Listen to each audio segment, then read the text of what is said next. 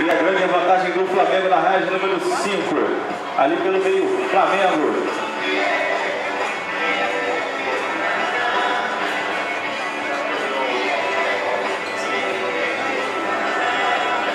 O Flamengo da raia número 1, Flamengo B, vem se aproximando ali do Botafogo. O Botafogo tenta manter ali a segunda posição. O Botafogo está na raia número 6.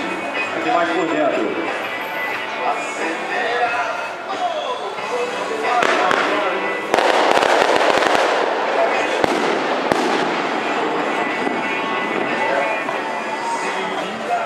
Esse acaba de ouvir os coros aí. E o Flamengo vem seguindo bem na frente.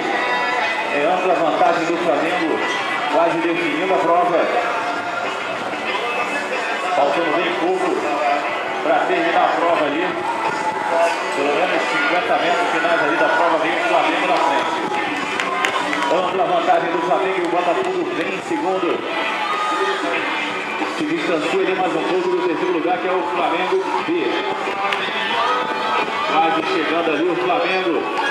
Flamengo A, aqui pelo meio, raia de número 5, cruza, Flamengo em primeiro.